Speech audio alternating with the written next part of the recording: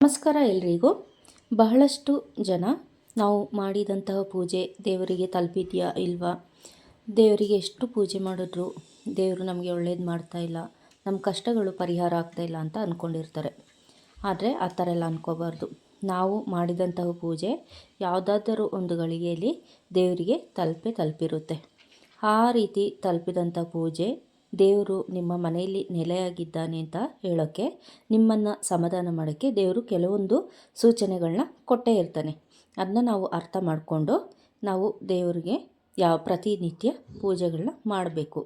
ಹಾಗಿದ್ರೆ ಬನ್ನಿ, ಯಾವ ರೀತಿಯೆಲ್ಲ ಸೂಚನೆಗಳನ್ನ ದೇವರು ನಾವು ಇಲ್ಲೇ ನೆಲೆಸಿದ್ದೀವಿ ಅಂತ ಹೇಳೋಕ್ಕೆ ನಿಮಗೆ ಸೂಚನೆಗಳನ್ನ ತಿಳಿಸಿರ್ತಾನೆ ಅಂತ ತಿಳಿಸ್ಕೊಡ್ತೀನಿ ಬನ್ನಿ. ಸಮಯವನ್ನು ಒಂದು ಜೀವನದ ಮುಖ್ಯ ಭಾಗವಾಗಿ ನೋಡಲಾಗುತ್ತೆ, ಅಷ್ಟೇ ಪ್ರಾಮುಖ್ಯತೆ ಕೂಡ ಕೊಡಲಾಗುತ್ತೆ.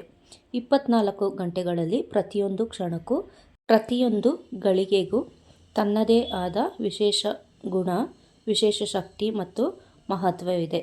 ಎಲ್ಲ ಲಕ್ಷಣಗಳಲ್ಲಿ ಅತ್ಯಂತ ಶಕ್ತಿಶಾಲಿ, ಅತ್ಯಂತ ರಹಸ್ಯಮಯ ಮತ್ತು ಅತ್ಯಂತ ಪವಿತ್ರವಾದ ಸಮಯವೆಂದರೆ ಅದು ಬ್ರಾಹ್ಮಿ ಮುಹೂರ್ತ.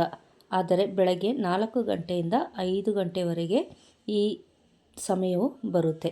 ಬ್ರಾಹ್ಮಿ ಮುಹೂರ್ತ ಅಥವಾ ಬ್ರಹ್ಮ ಮುಹೂರ್ತ ಎಂದರೆ ಹೆಸರಿನಲ್ಲೇ ಅರ್ಥವಿದೆ. ಬ್ರಹ್ಮ ಎಂದರೆ ಸೃಷ್ಟಿಕರ್ತ ಅಥವಾ ದೇವರು ಮತ್ತು ಮುಹೂರ್ತ ಎಂದರೆ ಸಮಯ, ಅಂದರೆ ಒಂದು ಸಾತ್ವಿಕತೆಯ ಒಂದು ಸಮಯ ಆಗಿರುತ್ತೆ.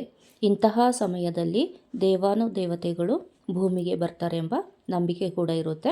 ಹಾಗೆ ಋಷಿ ಮುನಿಗಳು ಜಪ ತಪ ಮಾಡುವವರು ಕೂಡ, ಕೆಲವೊಂದು ಮಂತ್ರಸಿದ್ಧಿಗಳನ್ನ ಮಾಡ್ಕೊಳ್ಳೋರು ಕೂಡ ಈ ಸಮಯದಲ್ಲಿ ಎದ್ದು ಪೂಜೆ ಪುನಸ್ಕಾರಗಳನ್ನ ಮಾಡಿಕೊಂಡು ನಂತರ ಧ್ಯಾನ ಕೂಡ ಮಾಡ್ತಾ ಇರ್ತಾರೆ. ಇದರಿಂದ ಎಷ್ಟೋ ಶಕ್ತಿಗಳ ಸಿದ್ಧಿಯಾಗುತ್ತೆ.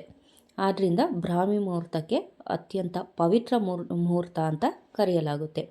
ಇಂತಹ ಮುಹೂರ್ತದಲ್ಲಿ ನಿಮಗೇನಾದರೂ ಯಾರೋ ಎಬ್ಬಿಸಿದಂತಾದರೆ ಅಥವಾ ತಕ್ಷಣಕ್ಕೆ ನಿಮಗೆ ಪ್ರತಿದಿನ ಈ ಸಮಯದಲ್ಲೇ ಎಚ್ಚರಿಕೆ ಆದರೆ ನೀವು ತಿಳ್ಕೊಬೇಕು, ನಮ್ಮ ಮನೆಯಲ್ಲಿ ದೈವಾನುಗ್ರಹ ಇದೆ, ನಮಗೆ ದೈವಾನುಗ್ರಹ ಆಗಿದೆ ಅಂತಲೇ ತಿಳ್ಕೊಬೇಕು. ಇನ್ನು ಕೆಲವೊಂದು ಸಾರಿ ನಿಮ್ಮ ಮನೆಯಲ್ಲಿ ಹಾಲು ಇದ್ದಕ್ಕಿದ್ದಾಗೆ ಉಕ್ಕಿ ಹೋದರೆ ಅದನ್ನು ನೀವು ಅದೃಷ್ಟ ಅಂತ ಭಾವಿಸಬೇಕು. ಇದರ ಅರ್ಥ ಏನು ಅಂತ ಹೇಳಿದ್ರೆ, ಹತ್ತಿರದಲ್ಲಿ ನಿಮಗೆ ಒಳ್ಳೆಯ ದಿನಗಳು ಬರಲಿವೆ ಎನ್ನುವ ಸಂಕೇತ. ಹಾಗೆಯೇ ನಿಮ್ಮ ಮನೆಯಲ್ಲಿ ಯಾವಾಗಲೂ ನಿಮ್ಮ ಮನೆಯಲ್ಲಿ ಹಾಲು ಉಕ್ಕಿ ಸೀದು ಹೋದರೆ ಆ ಮನೆಯಲ್ಲಿ ಕೆಟ್ಟ ಶಕ್ತಿಗಳು ಇದ್ದ ಹಾಗೆ. ಅದರಿಂದ ಯಾವಾಗಲೂ ಹಾಲು ಉಕ್ಕಬಾರ್ದು, ಯಾವಾಗಾದರೂ ಒಂದೊಂದು ಸರಿ ಹಾಲು ಉಕ್ಕಿದ್ರೆ ಒಳ್ಳೆಯದು. ಹಾಗೆ ಮನೆಯಲ್ಲಿ ದೀಪಾರಾಧನೆ ಮಾಡಬೇಕಾದ್ರೆ ದೀಪವು ಪ್ರಶಾಂತವಾಗಿ ಉರಿದರೆ, ಬೆಳಗಿದರೆ ನಿಮ್ಮ ಮನೆಯಲ್ಲಿ ಖಂಡಿತವಾಗ್ಲೂ ದೇವತೆಗಳ ಅನುಗ್ರಹ ಇದೆ ಅಂತ ಅರ್ಥ. ದೀಪ ಯಾವಾಗಲೂ ಕ್ಷೀಣಿಸಬಾರ್ದು ಅಥವಾ ಚಟಪಟ ಅಂತ ಶಬ್ದ ಮಾಡಿ ಉರಿಬಾರ್ದು. ಪ್ರಶಾಂತವಾಗಿದ್ದರೆ ದೈವಾನುಗ್ರಹ ಕೂಡ ಇದೆ ಅಂತಲೇ ಅರ್ಥ. ನಿಮ್ಮ ಮನೆಯ ದೇವರ ಮನೆಯಲ್ಲಿ ಅಥವಾ ಅಡುಗೆ ಮನೆಯಲ್ಲಿ ಹಲ್ಲಿಗಳು ಹೆಚ್ಚಾಗಿ ಕಂಡರೆ ನಿಮ್ಮ ಮನೆಯ ಮೇಲೆ ಲಕ್ಷ್ಮೀ ದೇವಿಯ ಕೃಪಾ ಕಟಾಕ್ಷ ಇದೆ ಅಂತ ತಿಳ್ಕೊಬೇಕು. ಜೊತೆಗೆ ಹಾಗೆಯೇ ಪ್ರತಿದಿನ ನಿಮ್ಮ ಮನೆಯ ಬಳಿ ಕಾಗೆ ಬಂದು ಚೀರಿದರೆ ಅಥವಾ ಕಿರ್ಚಿದರೆ ನಿಮ್ಮ ಮನೆಯ ಮೇಲೆ ದೈವಾನುಗ್ರಹ ಇದೆ ಅಂತ ಅರ್ಥ ಕೊಡುತ್ತೆ. ಇನ್ನು ಕೆಲವರ ಮನೆಗಳಲ್ಲಿ ರಾತ್ರಿ ಸಮಯದಲ್ಲಿ ಗೆಜ್ಜೆ ಶಬ್ದಗಳು ಕೇಳಿಸಿದ ಹಾಗೆ ಆಗುತ್ತೆ. ಇಂತಹ ಶಬ್ದಗಳು ಯಾರಿಗಾದರೂ ಕೇಳಿಸಿದರೆ ಭಯ ಆಗೋದಂತೂ ಖಂಡಿತ. ಆದರೆ ನೀವು ರಾತ್ರಿ ಸಮಯದಲ್ಲಿ ಗೆಜ್ಜೆ ಶಬ್ದ ಕೇಳಿ ಅದು ತುಂಬ ಶುಭ ಸೂಚಕ ಆಗಿರುತ್ತೆ. ಗೆಜ್ಜೆ ಶಬ್ದಕ್ಕೆ ಕೇಳಿದರೆ ನಿಮ್ಮ ಮನೆಗೆ ಲಕ್ಷ್ಮೀ ದೇವಿ ಬರ್ತಿದ್ದಾಳೆ ಅಂತ ಅರ್ಥ, ಅಥವಾ ನಿಮ್ಮ ಮನೆ ದೇವರ ಇಷ್ಟ ದೇವರ ಅನುಗ್ರಹ ಆಗಿದೆ ಅಂತ ಕೂಡ ಅರ್ಥ ಮಾಡ್ಕೋಬೇಕು. ಇನ್ನು ಅರಿಶಿನ ಪುಡಿ ಅಂತ ತಿಳ್ಕೊಳ್ಳಿ. ಅರಿಶಿನ ಅಂತ ಹೇಳಿದ್ರೆ ದೇವತೆಗಳ ಸ್ವರೂಪ. ಅರಿಶಿನ ದೈವ ಶಕ್ತಿಗಳನ್ನು ಆಕರ್ಷಿಸುತ್ತದೆ. ಪ್ರತಿ ವಾರದಲ್ಲಿ ಒಂದು ಬಾರಿಯಾದರೂ ನೀವು ಮನೆಯೆಲ್ಲ ಕ್ಲೀನ್ ಮಾಡೋತ್ತಿಗೆ ಅಥವಾ ನೆಲ ಒರೆಸುವಾಗ ನೀರಿಗೆ ಸ್ವಲ್ಪ ಚಿಟಿಕೆ ಅರಿಶಿನ ಹಾಕಿ ಚಿಮುಕಿಸಬಹುದು ಅಥವಾ ಒರೆಸೋದ್ರಿಂದ ಖಂಡಿತವಾಗ್ಲೂ ನಿಮ್ಮ ಮನೆಯಲ್ಲಿ ದೈವ ಸಂಚಾರಗಳು ನಡೆಯುತ್ತವೆ. ಹಾಗೆ ನಿಮ್ಮ ಮನೆಯಲ್ಲಿ ದೈವಾನುಗ್ರಹ ಆಗಿದೆ ಅಂತ ಹೇಳಿದ್ರೆ ಮನೆಯಲ್ಲೆಲ್ಲ ಸುಗಂಧ ಭರಿತವಾದ ವಾತಾವರಣ, ಸುವಾಸನೆ ಬೀರ್ತಾ ಇರುತ್ತೆ. ನೀವು ಯಾವುದೇ ಸ್ಪ್ರೇ ಅಥವಾ ಯಾವುದೇ ಹೂವಿನ ಪರಿಮಳ ಆಗದಿರಲಿ, ಏನು ಬಳಕೆ ಮಾಡದಿದ್ದರೂ ಕೂಡ ಅದೊಂದು ಪರಿಮಳ ಅನ್ನೋದು ಬರ್ತಾ ಇರುತ್ತೆ. ನಂತರ ಕುಟುಂಬದ ಎಲ್ಲ ಸದಸ್ಯರು ಯಾವುದೇ ಜಗಳ ಕಲೆ ಇಲ್ಲದೆ ಒಟ್ಟಾಗಿ ಬಾಳ್ತಾ ಇರ್ತೀರ. ನಂತರ ನೀವು ಮಾಡಿದ ಅಂತಹ ಅಡಿಗೆಗಳು ಅತೀ ರುಚಿಯಾಗಿರುತ್ತೆ. ಯಾರ ಮನೆಯಲ್ಲಿ ದೈವಾನುಗ್ರಹ ಇರುತ್ತೆ ಅವ್ರ ಮನೆಯಲ್ಲಿ ಯಾವುದೇ ಇಬ್ಬರಿಗೆ ಮಾಡಿದ್ರು ಅಡುಗೆನೂ ಅದು 4 ಜನ ಅಥವಾ 5 ಜನ ಊಟ ಮಾಡೋಷ್ಟು ಹೆಚ್ಚಿರುತ್ತೆ. ಹಾಗೆ ಅದು ಅಷ್ಟೇ ರುಚಿಯಿಂದ ಕೂಡ ತುಂಬಿರುತ್ತೆ. ಇಂತಹ ಮನೆಗಳಲ್ಲಿ ದೈವಾನುಗ್ರಹ ಆಗಿದೆ ಅಂತ ಅರ್ಥ ಕೊಡುತ್ತೆ. ಹಾಗೆ ಎಷ್ಟು ಕಷ್ಟ ಬಂದರೂ ಕೂಡ ಅದರಿಂದ ಆರಾಮಾಗಿ ನೀವು ಸಲೀಸಾಗಿ ನಿವಾರಣೆ ಮಾಡ್ಕೊಂಡು ಹೋಗ್ತಾ ಇರ್ತೀರ.